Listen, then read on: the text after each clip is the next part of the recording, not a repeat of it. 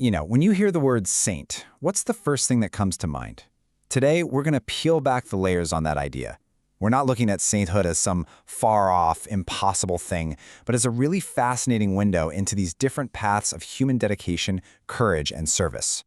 Okay, let's get into it. So what does it really take to be a saint? You might be surprised.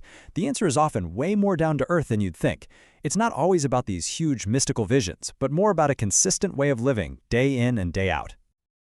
Check this out. This definition is inspired by the life of Saint Anthony of Padua, and I think it's just perfect. It's not about being perfect, right? It's about steady courage, the call to love and forgive, and being concerned for the needs of others. I mean, these are qualities we can all understand and even aim for. It makes this whole topic feel so much more human and accessible. All right, here's our game plan.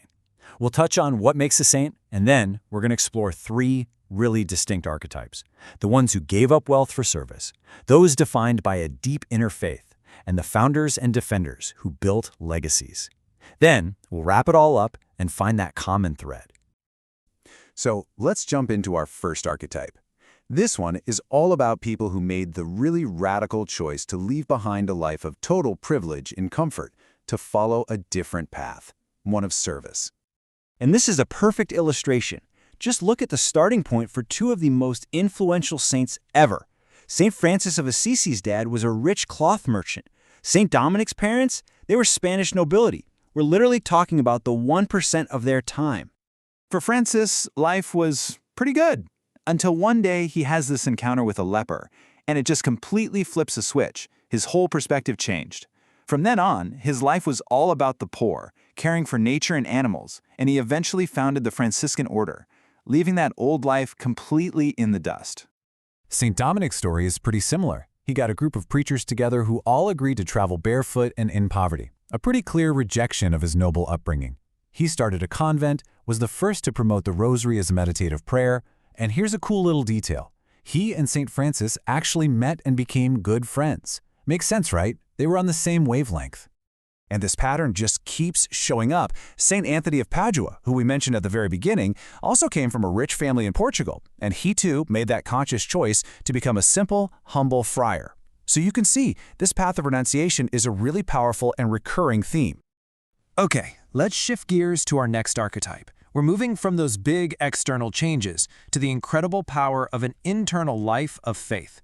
And what's really fascinating about this path is that we often see it in saints who are incredibly young. Let me introduce you to Saint Thérèse of Lisieux, often called the Little Flower. She died when she was only 24, but for her, that wasn't an ending. She was totally convinced her life's mission for God was really just beginning, and she promised she'd spend her heaven doing good on earth. And the impact of her short life? It was immense. In 1997, Pope John Paul II named her a Doctor of the Church, which is a massive honor given to only a few dozen saints. It really shows that her legacy wasn't about founding orders or traveling the globe. It was all about the incredible depth of her spiritual writing and her inner life. And if you thought that was young, here's St. Dominic Savio. He was actually a student of St. John Bosco, who we'll meet in a minute. Dominic Savio was studying to be a priest when he got sick and died, at just 14 years old. Now, his personal motto, which he came up with when he was just a little kid receiving his first communion, well, it says it all. Death, but not sin. Just think about that. That level of conviction, that kind of spiritual clarity in a child, it's just incredible. It perfectly captures the intense, unwavering devotion that defined his entire short life. All right, our third and final archetype is all about action. It's about the people who left their mark by building, leading, and protecting.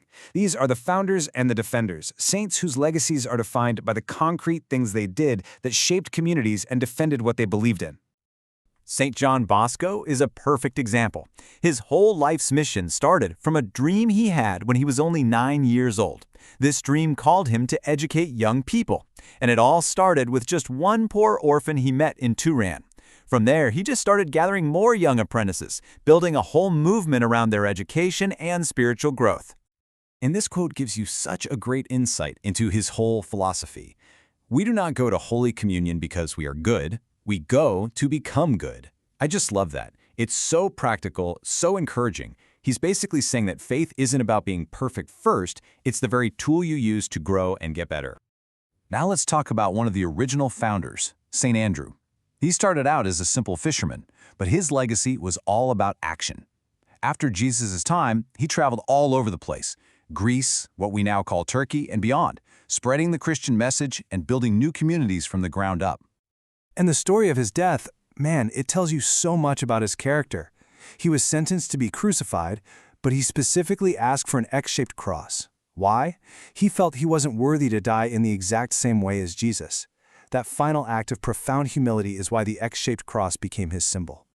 And finally, you have the ultimate defender, Saint Michael the Archangel. He is the guardian personified. I mean, look at this list. He's the leader of the archangels, the chief opponent of Satan, defender of the church, champion of justice, and he assists people at the hour of death. He just represents pure, protective strength. So we've looked at 3 pretty different paths, right?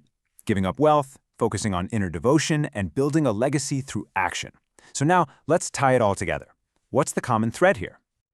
This table gives us a great little summary. You've got the path of renunciation, with guys like Francis and Dominic giving up their fortunes for service. Then there's the path of devotion, with Therese and Dominic Savio, all about that intense inner faith. And finally, the path of legacy, with John Bosco and Andrew, the ones who are focused on building and defending. And this is really what it all boils down to. Even though their life stories were completely different, this powerful common thread weaves through them all. Every single one of them had a profound sense of purpose, a deep commitment to service, and a fearless courage to actually live out their beliefs. Which kind of brings us full circle, but with a new perspective. These stories show us that a life of purpose can look a whole lot of different ways. So maybe the question isn't just, what does it take to be a saint? But a bigger question for all of us. What truly defines a life of purpose?